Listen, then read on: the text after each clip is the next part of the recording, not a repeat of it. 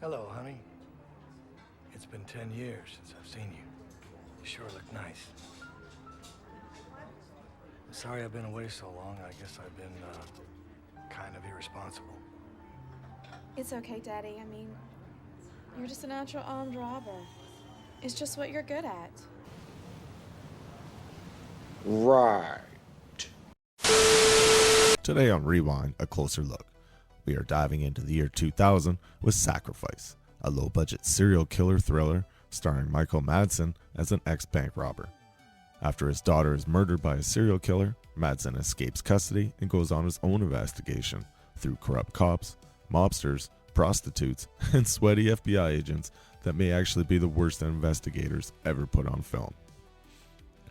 And once again, this movie recommendation comes from Beau the Lazo, who is quickly becoming the king of bizarre rewind movie picks.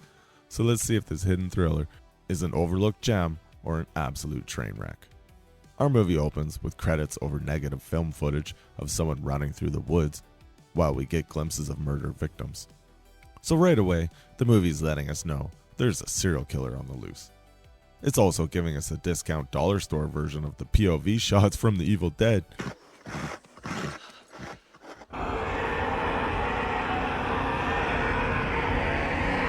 Which means one of two things. Either this movie is about to get really crazy, or watching people sprint through the bushes. While the credits end, we see a woman swimming in a river, talking to someone standing on the shore. She starts flirting with the person, saying they are in great shape and could have been an Olympic swimmer. Sure, lady, why not? She comes out of the water topless, while the mystery person holds up a towel for her. And then she says she's grateful for everything they have done for her over the last few days, and says it's a weird way to make a friend, but they have been a godsend. Wait, what? What is happening here? Missing context, movie. Huge missing context. Anyway, the mystery person thanks her kind words by immediately stabbing her to death. Sure, why not? That's a pretty wild payoff after apparently taking care of someone for multiple days. If your plan was always murder, why even bother with the friendship arc? Just stab her one day and save everybody some time.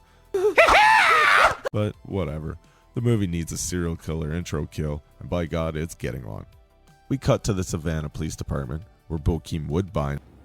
No smoking in the store, right, man? You want to smoke? Go outside. Okay, man. Yeah, I'll be outside. is talking about a guy named Tyler Pierce. Apparently, Tyler has been arrested 6 different times for felony bank robbery, but only got convicted once, which raises a lot of questions. Did this guy rat on literally everybody he ever worked with? Woodbine and a female FBI agent head into the interrogation room, where we're introduced to the worst prison guard extra I've ever seen in a movie. The guy didn't even tuck his shirt in. No guard belt, arms glued to his side, standing perfectly still like somebody told him, just don't blink and nobody will notice you. Inside the room, we finally meet Tyler Pierce, played by Michael Madsen. Are you gonna bark all day, little doggy? Or are you gonna bite? Woodbine tells him they brought him in to ask him about a missing $2 million connected to a bank robbery. Madsen is immediately like, nope, not me. I fix roofs now. So apparently our hardened career criminal retired from robbing banks to become a roofer. Honest living, respectable. Woodbine explains that the Merchants National Bank in Arkansas got robbed and one of the guards was shot. And the movie instantly destroys any mystery because we immediately cut to the robbery and one of the robbers is very clearly Michael Madsen in a red mask, like not even trying to hide it. Woodbine keeps hyping him up, calling him a top shelf pro that works with industrial strength crews. His words, not mine. He then dramatically asked Madsen where he was last Friday at 4:59, not 5 o'clock, specifically 4:59, which honestly makes me laugh harder than it should have. Madsen claims he was on the roof working. Woodbine disagrees, and we get the robbery flashback, where 3 masked guys storm the bank, grab some cash, ignore piles of money literally sitting beside them, and then one of the guards opens fire, hitting one robber multiple times in the chest. Another robber shoots the guard in the leg in return. Not really an equal trade there, but okay. The robber in the red mask, who again is obviously Madsen, tells the others not to kill the wounded guard. The dying robber then asks Madsen for a favor, and Madsen finishes him off execution style. So much for the peaceful roofing life. Back in the interrogation room, the FBI lady says the dead robber was one of Madsen's known associates and thinks this was his one last job before retirement. Madsen sticks to his story though. Nope, was on the roof. Totally roofing. Definitely not robbing a bank in Arkansas. Woodbine then reveals that a witness identified him outside the bank, and we immediately cut to Madsen casually sitting in the getaway car, taking his mask off in broad daylight. Top shelf pro, everybody. Apparently that evidence is enough because the bargain bin prison guard leads Madsen away while the FBI lady says Madsen makes a brick wall look porous. Then Woodbine drops the line the movie really wants to stick. They call him the Iceman for a reason. Iceman? No, absolutely not. You don't just get to call yourself Iceman because you mumble a lot and look tired. The Iceman is now sitting in his jail cell waiting when he gets told that he has a phone call. And when they lead him out to the phone, we get a clear shot showing his prison shirt is inside out. Nope, that's it. He has officially lost Iceman name. You don't get to have a cool nickname when you can't even dress yourself properly. He's back to just being Madsen now. Earn that nickname later, buddy. On the phone is some random guy introducing himself as Mr. Saget. Thank you so much. Thank all of you. All of you. This is my favorite show that we've done tonight. No, not Bob Saget. Carl Saget. He explains that they have never met before, but that he is Margaret's husband and heard about Madsen getting arrested on the news. So I guess this is Madsen's ex-wife's new husband or something? Carl then casually drops the bombshell that Madsen's daughter is dead. They found her down by the river. Down by the river! Where she worked as a park ranger, and apparently she was murdered by the serial killer in the opening scene. Wait, hold on. That was his daughter? That woman in the opening scene was supposed to be Michael Madsen's daughter. Okay, movie. Sure, why not? Madsen starts having flashbacks to his daughter as a child, and somehow the flashback version honestly feels more believable as his daughter than the actress from the opening scene did. It's like even the movie itself wasn't fully committed to the casting choice. Carl tells him the funeral is in a couple days, and while he is talking, Madsen notices a paperclip sitting on top of the business cards near the phone, and apparently prison food is so bad, he immediately eats it. He actually slips it into his mouth and hides it under his tongue, while the guard standing directly behind him somehow notices absolutely nothing. This prison has the observational skills of NPCs in an old stealth video game. Madsen could probably pull a shotgun out of his pants and the guard would still just stand there staring at the wall. Madsen hangs up the phone, heads back to his cell and lays down, and starts reminiscing about his wife and daughter, while the movie tries very hard to convince us this guy is emotionally broken and dangerous at the same time. But honestly, right now he mostly just looks tired and mildly inconvenienced. After a while, they lead him back out of his cell and load him into a transport van to head to his arraignment hearing. Which means it's officially time for every crime movie's favorite activity, the prisoner transport escape scene.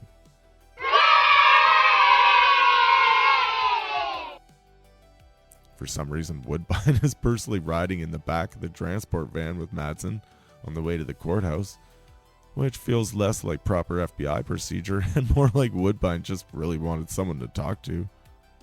He spends the ride taunting Madsen, calling him Iceman over and over again, like the movie's desperately trying to force that nickname into existence. At one point, Woodbine even suggests Madsen could get the death penalty. For what exactly? Bank robbery? Pretty sure that's not how that works, but what do I know? I'm not a judge. And honestly, that's probably for the best. He ain't lying. Meanwhile, Madsen casually spits the paperclip back out and starts picking his handcuffs in the least subtle way possible. There are literally two cops sitting inches away from him, and somehow nobody notices anything. This prison transport might actually be staffed entirely by blind people. Once the cuffs are off, Madsen suddenly grabs the shotgun from the cop beside him and smashes him with it. Then he swings the gun towards Woodbine, who instantly becomes the sweatiest man alive. Seriously, this guy goes from mildly smug FBI agent to dad trying to carry groceries up the stairs in August in about 3 seconds. Madsen, Iceman, blasts apart his leg shackles, then shoots either the rear tire, the axle, or the differential or just the general concept of vehicle stability, because the prison van immediately loses control and smashes into a parked car. Honestly, great stunt. The van launches into the air, rolls over, crashes, and slides across the road. It's easily the coolest thing in the movie so far. After all that, Madsen just climbs out completely unharmed, not even dizzy, no limp, no blood, nothing. The man gets tossed through a prison van rollover like he's mildly exiting a carnival ride. Meanwhile, Woodbine politely waits until Madsen has fully escaped before waking up and stumbling out of the wreck. Very considerate of him. Madsen takes off running. He finds a parked truck, unlocks it through the open window, hotwires it in about 12 seconds, and Iceman peels out in Turbo Dog. What is that? So after escaping federal custody, causing a massive crash, and stealing a vehicle, Madsen's next stop is apparently gardening? Can't say that would be my first priority after becoming one of the most wanted men in the state, but maybe the Iceman just has a passion for landscaping. He heads out into the woods, digs up a buried crate, and inside is a gun, some cash, and a bunch of black material covering everything up. Later, Madsen pulls out of a used car lot in a pickup truck he just bought, and we realize that black material was a leather jacket. Why was the leather jacket buried underground in a crate? Was this some kind of emergency cool guy outfit cache? I swear this movie thinks putting on a leather jacket instantly transforms Michael Madsen into a mythological underworld assassin. Like, calm down, movie. His prison shirt was just inside out 20 minutes ago. Madsen eventually drives over to his daughter's funeral, and I know what you're thinking. Wouldn't this be the first place the cops would look for an escaped fugitive whose daughter was just murdered? Don't worry, the movie has this covered. Madsen, he just hides behind a gravestone about 20 feet from everybody, completely invisible. Genius strategy. He watches the funeral for a bit, looking all sad and mysterious, and then leaves. Back at the FBI headquarters, Woodbine is somehow still trying to figure out where Madsen went. At one point, he even asked if anyone matching Madsen's description checked into a hospital after the prison van crash. This guy's terrible at his job. As if they wouldn't already know about the funeral. Hell, Madsen had enough time after escaping to do some gardening, dig up money and guns, buy a truck, and attend his daughter's funeral before the FBI figured out maybe he would go see his family. The female agent explains that Madsen's daughter was murdered by the serial killer. Woodbine suddenly gets the dramatic realization and says he knows where Madsen is headed. He's going home. Buddy, no shit. What have you been doing this whole movie? Madsen parks his truck out in the woods to hide it and then takes off running towards the house, which apparently works because nobody seems capable of finding vehicles in this movie. The Iceman then climbs over the porch railing in broad daylight instead of just using the stairs like a normal person, because nothing says trying to avoid detection like awkwardly climbing the porch in full view of the neighborhood. His ex-wife lets him inside, and the two share a pretty emotional moment together. Then immediately the movie reminds us this is still a bargain bin thriller when Madsen casually just says the cops are after him and he can't stay long. Inside we meet Mr. Saget again. Thank you very much. Welcome to America's Funniest Home Videos. I'm Bob Saget, but hey, enough about me. No, not Bob Saget. We've already been over this. Carl Saget. Along with their daughter's boyfriend. And the second this guy appears, I'm instantly calling it. That's the killer. It's always the boyfriend in these thrillers. But then the boyfriend mentions that they were supposed to get married in 5 weeks, and suddenly my theory starts falling apart. He's not the smartest guy, but Eventually, Madsen asks Carl and the boyfriend if he can talk to his ex-wife alone. So everybody heads outside for a smoke while Madsen and his ex have their emotional scene. She starts breaking down hysterically, thinking Madsen blames her for her daughter's death. He says he doesn't, and tells her she was just in the wrong place at the wrong time, which still doesn't really calm her down at all. And honestly, at this point, I'm less focused on the drama. I'm more confused why none of these people seem overly concerned that Madsen literally escaped federal custody like 6 hours ago. Everybody's acting weirdly casual about this escaped armed bank robber standing in the living room. Madsen then asks where the park his daughter worked at is located and where the local police station is. and after gathering this information, he just casually walks right out of the front door like he completely forgot the FBI is hunting him. Sure enough, the cops immediately spot him. Woodbine jumps out with his gun drawn and yells for the Iceman to freeze. See what I did there? I hate so much about the things that you choose to be. Madsen just bolts. Woodbine instantly starts firing rounds at him, which feels like a very aggressive response for a guy wanted mostly for a robbery. Madsen hops fences, sprints through overgrown yards, crosses a road, and disappears into the woods, while Woodbine continues unloading shots at absolutely nothing. Madsen must be secretly an Olympic athlete, because somehow the FBI can't catch him, even with cars. At one point, Madsen fires a single shot back, and one of the cop cars immediately just crashes into a tree, which means his shooting accuracy is basically supernatural compared to literally everyone else in this movie. Woodbine and the female agent eventually ditch their vehicles and chase him on foot, which raises the important question: if you couldn't catch him with the cars, why would running help? The movie then turns into 10 straight minutes of people running around the woods, while Woodbine fires random shots into the wilderness, hoping one of them magically hits Madsen. Eventually, Iceman makes it back to his hidden truck, jumps inside, and drives away, while Woodbine somehow doesn't notice the very loud pickup truck leaving the area. And just like that, they lose him again. The FBI in this movie couldn't track a guy covered in glow sticks walking through fresh snow. Later that night, a police car rolls up behind some random building after getting a report about an abandoned baby. A female officer steps out and sees somebody waiting there in the dark. She asks if that's the dumpster where the baby was left. Why are you laughing? And surprise, it's the serial killer. While the cop is distracted, the killer attacks and murders her. Murder. Which means the killer apparently called in a fake abandoned baby report specifically to lure out a female officer.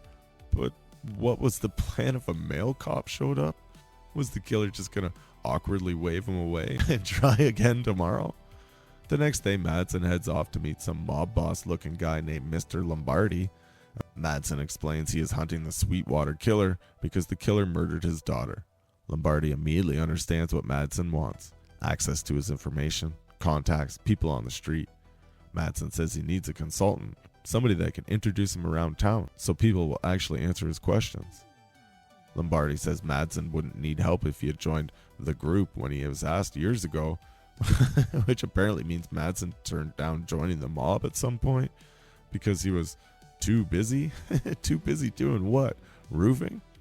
Lombardi gets all offended, saying Madsen spit in his face by refusing him before and now suddenly wants his help. Madsen offers him $100,000 for information, and Lombardi instantly flips out anyway. He tells Madsen if he ever comes back, he will have him killed, which honestly escalated pretty quick considering Madsen just walked in there offering free money. The woman sitting nearby during this whole scene finally speaks up and tells Lombardi to calm down. He really doesn't like that. Madsen leaves and the woman follows him outside, introducing herself as Naomi. She apologizes for Lombardi and asks if Madsen really has that kind of cash. Maybe. Naomi says she can help because she grew up around there and knows people. But of course, she wants the money too, because apparently everybody in this movie immediately smells easy cash on Madsen. She gives him an address and tells him to meet her there later. Later on, Madsen heads to Naomi's place, which honestly is a pretty cool location. Very peak late 90s thriller apartment energy. And of course, just like every noir-style crime movie ever made, Naomi immediately offers him alcohol. The Iceman asks for scotch. No ice. Because apparently there can only be one Iceman in this building. Naomi explains this is strictly business, and Madsen isn't her type. Madsen fires back asking, and Lombardi is? Okay, fair point, honestly. Naomi then reveals she used to be a prostitute with prestigious clientele. Like that makes it any better. She says that she left that life and hooked up with Lombardi for the money instead, which honestly sounds pretty similar to the first arrangement. She reminds Madsen about the 100 grand, and Madsen immediately tries changing the deal. I am altering the deal. Pray I don't alter it any further. Saying the money was supposed to be for Lombardi's information network, not hers. Naomi just smiles and tells him to test her knowledge, and Madsen's big difficult test question is, Who's the chief of police in Sweetwater? wow, real brain buster there, detective. She, of course, knows the answer instantly, as with literally anybody with access to the internet, but then she actually does provide useful info, saying the police chief is supposedly the only honest cop in town, because he wants to run for governor and avoids the drug corruption everybody else is involved in. Madsen seems genuinely impressed by this, which honestly says a lot about the level of investigative work happening in this movie. Naomi then casually says he could stay at her place for $5,000. $5,000? Lady, that's hotel suite prices. Apparently Madsen agrees because suddenly it's nighttime and the two are getting ready for bed. Madsen's sleeping on the couch and he turns on the TV. Just like every other thriller from this era, the news broadcast conveniently explains more of the plot directly to the audience. We learn the murdered officer was the latest victim, and the killer targets young woman in uniform. Once that exposition dump is complete, Madsen shuts off the TV because the movie no longer needs it. Later that night, Madsen has a dream or a flashback involving him and his daughter sitting in a diner. And I'm sorry, but she still looks way too old to convincingly be his daughter. Most movies would have cast these two as divorced lovers or something. Suddenly the flashback turns violent, and Madsen flips the table trying to save his daughter after her throat gets cut or something. Honestly, the way it's shot, it looks like he's attacking her. I had to rewind this scene many times because I generally couldn't tell what was happening. The nightmare jolts Madsen awake, and he accidentally knocks over a teacup sitting beside him, which creates a hilarious image in my head of the Iceman quietly sipping tea from a delicate little china cup before bed. The noise wakes Naomi up, and she grumpily tells him she has sleeping pills if he needs them, before immediately going back to sleep, which honestly might be the most believable reaction in the entire movie so far. The next day we cut to another young woman hanging out by the river, and we get the killer POV again. The killer hands her a beer, and then she randomly drops one of the most insane out of context lines I've ever heard in the movie. You sure it's okay to drink alcohol after the abortion? And I mean, what? What abortion? Whose baby was it? The killer's? Somebody's else? Did I miss an entire scene? The movie just launches this information at us like we're already supposed to know these people. But before we can even process what she said, the killer slowly puts on gloves, takes off his belt, and starts trying to choke her with it. The woman manages to break free and runs all the way back to her car without even falling down a single time. Which honestly might be the most unrealistic thing in the movie so far. She gets inside the car and rolls up the window just as the killer reaches the car. The killer holds up the keys like, nope, not going anywhere, and flashes a knife at her. The killer opens the driver's door, and the woman just immediately bails out the other side and takes off running through the woods. And there it is, she falls down. I knew we couldn't make it through a horror chase scene without somebody eating dirt in the woods. She gets back up and keeps running while the killer is right behind her. Eventually she reaches a clearing with water in front of it. Normally this is the part in the movie where there's some giant dramatic cliff jump, but nope, it's like a 16-inch drop into the shallow water. Killer just casually jumps in after her. And that's the end of that whole situation. Madsen and Naomi decide to visit a psychiatrist she knows to get insight into the mind of the serial killer, which honestly feels like a pretty good idea, considering everybody else in this town is either corrupt, useless, or insane. The psychiatrist explains the victims probably knew the killer or willingly allowed the killer to get close to them. He also casually mentions the killer cussed the breasts off the victims, but not in a sexual way, in an angry way. Oh, okay, that's totally different then. Thanks, doctor.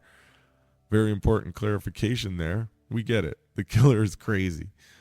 Back at Naomi's place, Madsen is once again sitting around watching TV while the local news conveniently explains the plot to him. The report talks about the latest victim, and now suddenly the killer targets the women connected to abortions. Wait, didn't the last news report say the victims were women in uniform? This killer profile changes every 20 minutes.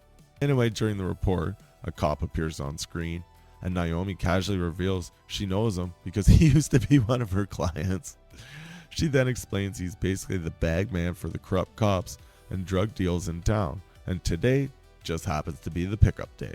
Well, isn't that convenient? So naturally, Madsen heads over there immediately. Why? Honestly, I don't fully know. The movie just needed him to investigate something. Madsen hides nearby and secretly photographs the drug exchange. And I'm sorry, where the hell did he suddenly get this massive professional camera with the giant telephoto lens? This man escaped prison like yesterday. He is now transformed into Ansel Adams somehow. After getting his photos, Madsen follows the corrupt cop in his truck. He gets super close behind him, and this has to be the second take because the cop's rear bumper and taillight already look smashed out before anything even happens. It doesn't matter though, because Madsen starts ramming the car anyway. He pulls alongside the cop, yelling for him to pull over. The cop refuses because apparently nobody in this movie responds rationally to anything. And after a few more bumps, the cop just loses control and crashes into the ditch. Madsen jumps out with his gun drawn and tells the cop exactly who he is. He explains the serial killer murdered his daughter and he wants every file and piece of paperwork connected to the investigation. He then throws $10,000 onto the guy and promises another 15 grand when he delivers the files. Why? Couldn't you just use the photos of the deal as a blackmail? You already caught this guy dirty.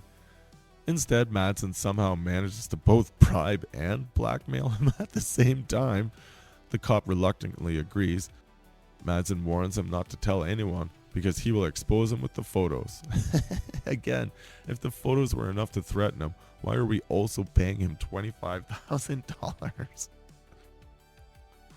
Later that day, Madsen and Naomi are sitting at a restaurant having lunch when Madsen suddenly tells her he wants her out of the investigation because it's too dangerous. And because this movie thinks Madsen is secretly Bruce Wayne, he casually offers her $50,000 for the information she already gave him. This guy throws around money like he found a money printer buried beside his leather jacket in the woods. Later on, the two of them are walking together when Naomi invites him to stay the night, and then the movie suddenly decides these two have a romantic chemistry now, and they just start making out. Gross, dude. Brother, You don't know where that mouth has been. She literally just explained she used to be a prostitute.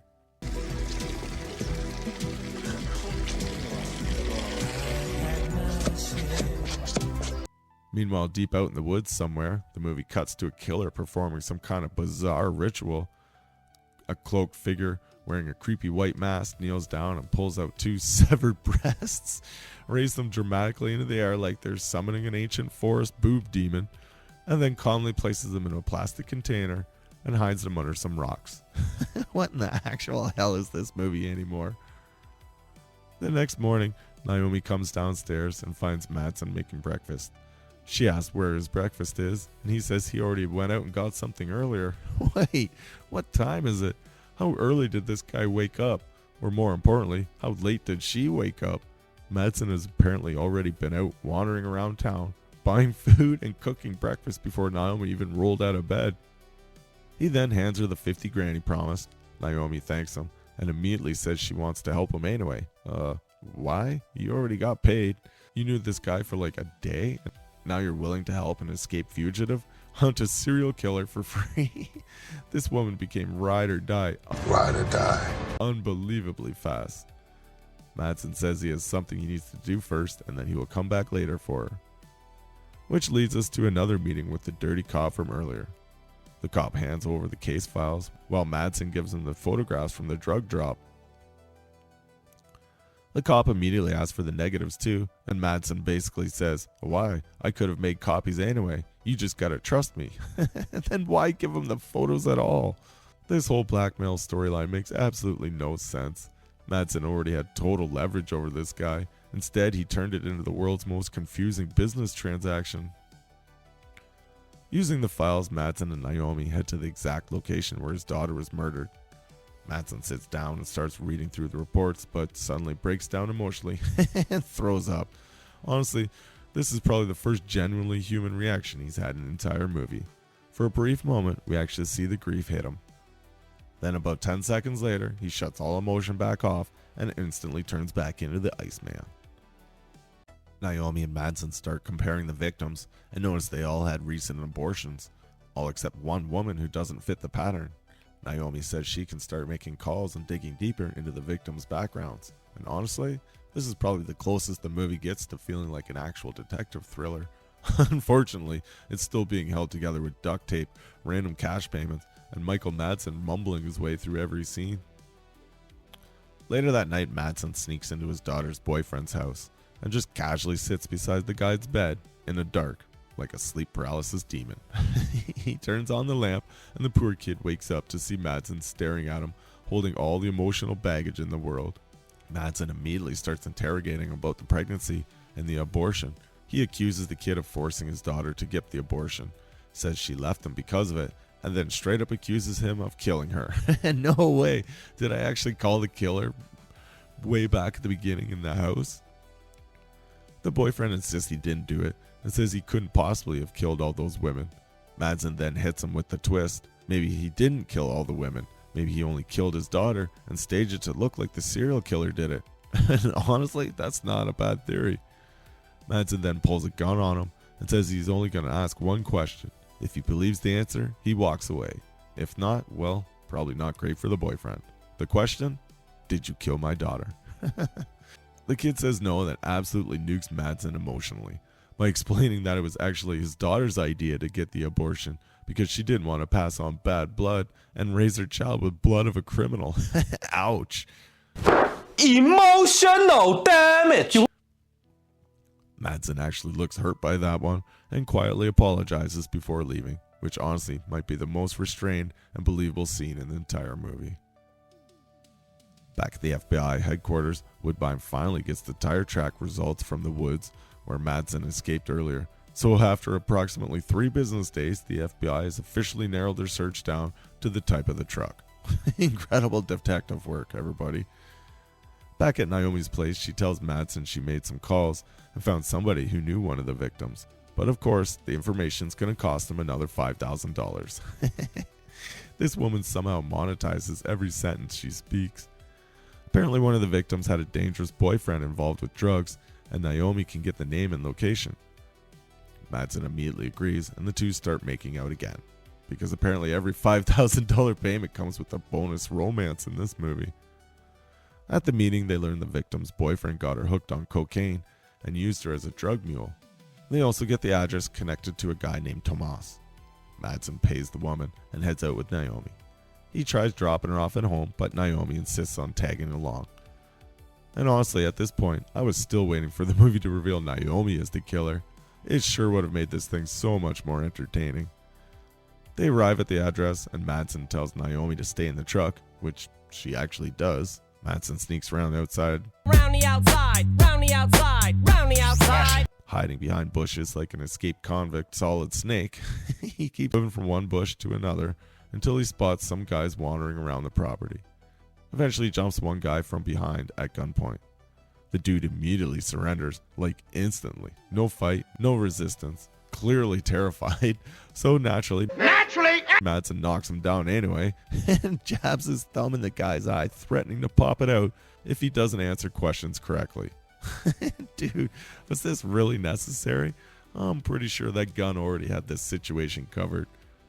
Madsen asks about the murdered woman and learns she was skimming drugs from the operation. A guy named Tomas killed her and cut off her breast to make it look like she was another victim of the serial killer.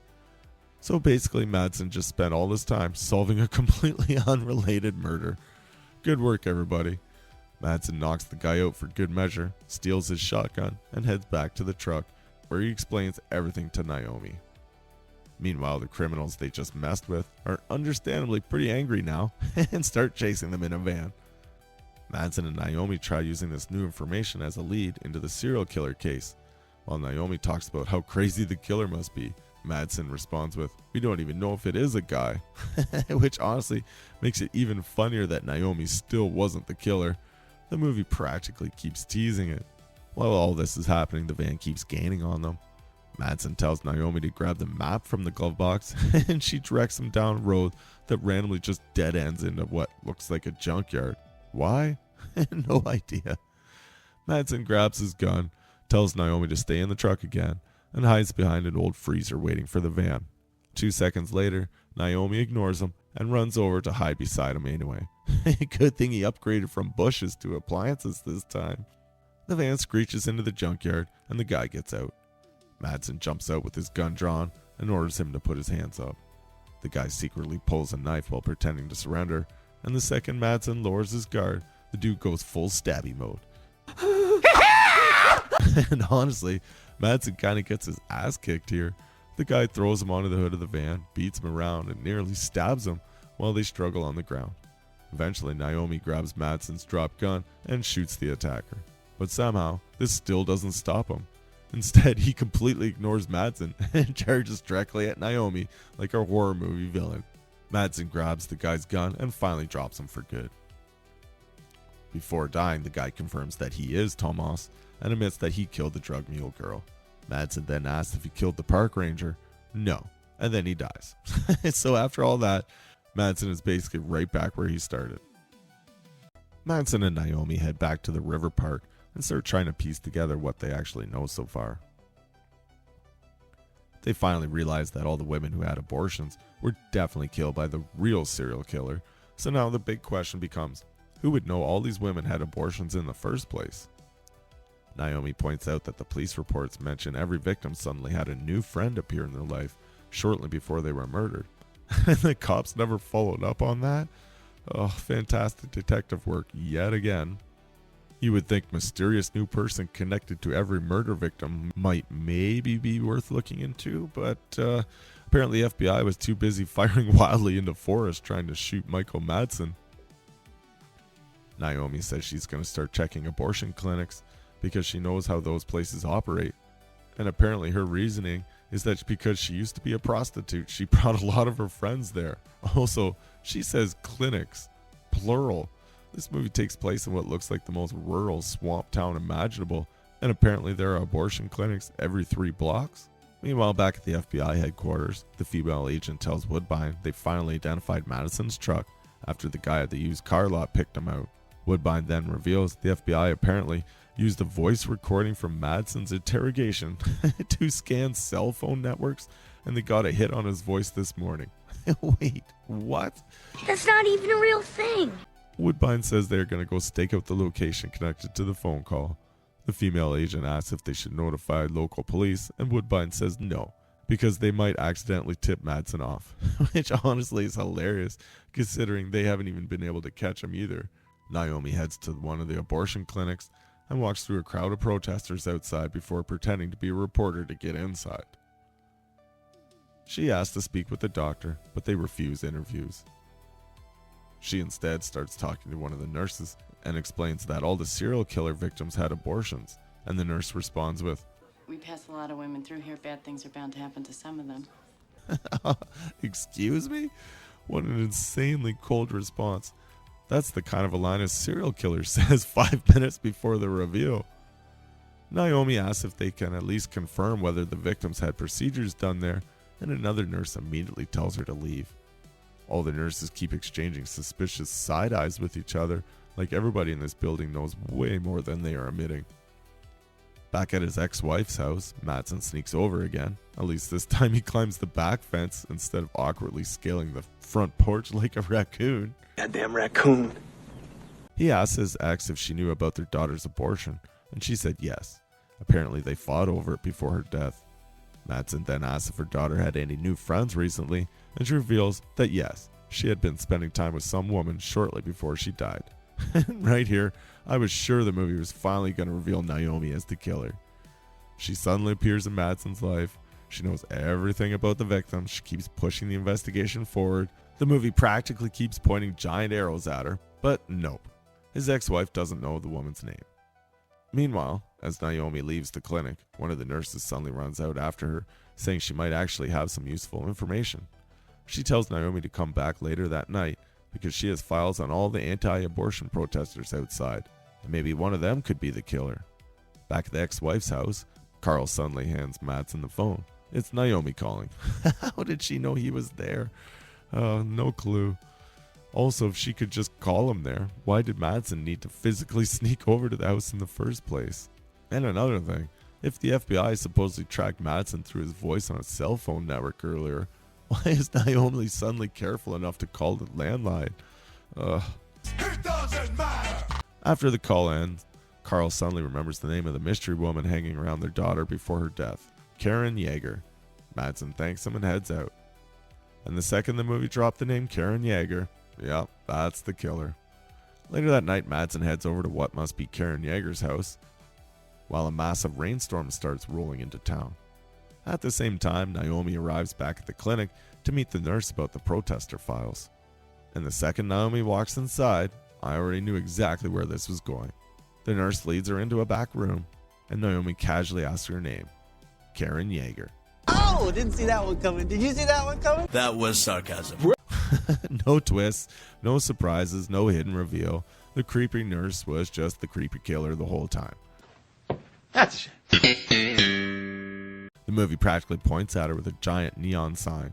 Karen then opens a tiny refrigerator and pulls out a jar with a preserved baby floating inside it. Yeah, that's usually a pretty solid red flag. Karen starts rambling like a complete lunatic, while Naomi slowly realizes she may have accidentally walked into a serial killer's secret room. Naomi basically gives off the energy of a, yeah, I should probably leave now. Karen disagrees. She slams Naomi's head into the door and knocks her out almost instantly, which honestly makes Naomi's decision to investigate the creepy clinic alone seem even dumber in hindsight. Meanwhile, we cut over to Woodbine and the FBI lady driving through the storm, and suddenly the radio announces the storm is actually a hurricane now. A hurricane? Why? No idea. I genuinely think a real storm rolled into town during filming, and the director just said screw it, write it into the movie. Back at Karen's house, Madsen finally breaks inside and starts searching around. He finds nurse scrubs hanging in the closet and finally starts putting the pieces together. Meanwhile, at the clinic, Naomi wakes up tied to an abortion chair while Karen fully embraces maximum crazy mode. Madsen finds some records connecting all the murdered women to abortions performed at the clinic and finally realizes Karen is the killer. So after spending the whole movie bribing criminals, interrogating drug dealers, and sprinting through forests, the answer was basically sitting in a filing cabinet. He found himself. Back at the clinic, Karen starts unloading her entire backstory onto Naomi, and wow, this escalates fast. She explains that killing the women after their abortions is reuniting the mother and child, and then launches into a horrifying story about being raped as a child. She says she tried everything to kill the baby inside her, including drinking kerosene and eventually using a coat hanger on herself. And then the movie somehow gets even darker. Karen says that when the baby came out, it was still attached to her and talking to her on the floor. Why are you laughing at that one? So she held it against her chest until it stopped talking. Yikes. That mental image is going to stay burned into my brain forever. Karen then grabs some horrifying medical tool while Naomi screams that she isn't pregnant.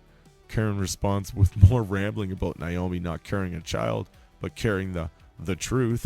And Naomi finally says what literally everybody watching the movie is thinking at this point. You're fucking crazy! Outside the clinic, Madsen arrives carrying a shotgun because this movie stopped trying to be sneaky about an hour ago. He finds the doors locked and starts picking them while Naomi is inside, getting the world's least sanitary medical procedure performed on her. Honestly, some of this scene is kind of hard to watch. Madsen finally sneaks inside and starts creeping through the clinic while Karen hears the noises and hides. Madsen finds Naomi tied up and she tries warning him, but Karen suddenly jumps out and stabs him in the shoulder with a scalpel. And now we finally get the big final fight. Karen actually puts up sort of a decent fight too. Madsen forces her to drop the scalpel and then throws her over a gurney, but she jumps right back up and attacks him again. Eventually he throws her to the ground, hauls her back up, and just straight up punches her square in the face. Madsen goes to help Naomi, but of course Karen isn't finished yet. She grabs a pair of surgical scissors and starts ranting again. Madsen grabs a shotgun, and Karen declares she is on a mission from God. And since only the Blues Brothers can pull that line off, we're on a mission from God. Madsen blasts her crazy ass away. As the FBI finally arrives outside, Madsen immediately spots them and decides to fake a hostage situation using Naomi so he can walk outside safely. He and Woodbine have one final standoff, arguing over who should drop their weapons first, and somehow Woodbine caves again. Madsen literally makes the FBI agents cuff themselves to their car. This man has humiliated federal law enforcement for the entire runtime of this movie. Madsen tells them that Karen Yeager is the killer and explains all the victims were patients at the clinic. He hands Naomi the records proving it and tells her to give it to the police, then drives away while monologuing about how eventually everybody in life has to make a sacrifice. And with that, we fade to credits. And yeah, that's the movie. Wow. I honestly don't even know where to start with this one. First off, there really wasn't much action here at all, which is kind of surprising when your movie stars Michael Madsen as an escaped bank robber hunting a serial killer. You would think that premise alone would lead to way more chaos than we actually get. And let's talk about the FBI for a second. Bokeem Woodbine and his partner were complete idiots this entire movie. They were basically two scenes behind Madsen the whole time and accomplished absolutely nothing. Madsen solved the entire case himself, while the FBI spent most of the runtime sweating, shooting at trees, and losing foot chases to a guy built like he exclusively eats cigarettes and diner coffee. And the killer reveal? Man, that was lazy. Karen Yeager was just the creepy nurse acting suspicious the whole movie. No twists, no big surprise, no payoff. The second the movie introduced her properly, it was obvious she was the killer. And honestly, it would have been way more entertaining if Naomi turned out to be the killer instead. The movie practically teased that idea the entire runtime anyway. And speaking of Naomi, why did she stay involved after Madsen paid her? She got her 50 grand and she just decided, yeah, you know what? I will help this escaped fugitive fight serial killers for free. Why? Also, what happened to Lombardi? The guy threatened to kill Madsen earlier and then completely vanished from the movie forever. Did the hurricane blow him into another movie? And speaking of the hurricane, why was there a hurricane? What purpose did that serve at all? Honestly, my theory is a real storm rolled into town during filming and they couldn't afford to stop production, so they just rewrote the ending around it. That's genuinely what it feels like. The acting throughout this movie is rough too, and unfortunately, Woodbine is leaving the pack there. His performance bounces back and forth between bored, sweaty, confused, and yelling for no reason. Meanwhile, Madsen spends most of the movie mumbling around in leather jackets while everyone calls him the Iceman, like he's some legendary underworld assassin, instead of a roofer with anger issues. But with all that said, there actually is a good idea buried somewhere inside this movie. An escaped criminal trying to solve his daughter's murder before the police can catch him? That's a great setup for a thriller. There was real potential here. Sadly, the movie never fully figures out what it wants to be. Serial killer mystery, crime thriller, revenge movie, psychological horror, corrupt cop drama. It just kind of throws it all together and hopes something sticks. Good movie? Absolutely not. Entertaining? Hell yeah. And once again, at Bola the Zoo, somehow managed to recommend another gloriously weird movie for me to rewind. So let's keep those recommendations coming. Like, comment, and subscribe, and I will catch you in the next episode. Hold up. Hey. We asked the local law to bring you in so that we could ask you some questions. Well, what about? $2 million. That's a lot of money. I'm just fixing roofs these days. That's what I do now for a living.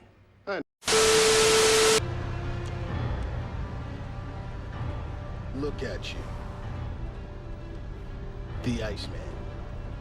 Looking like a chump in leg irons. You're one cool customer, aren't you? Got it down so tight that nothing gets through to you, does it? Just don't care about nobody or nothing. I had a cat once that I liked a lot. Oh, yeah? What happened to it? It died. Mr. Lombardi, maybe I can buy your trust. $100,000. I got plenty of money. Fuck your money. And fuck you, hotshot! You come up in my face again, I have you killed. What's the bad news? You're the bad news.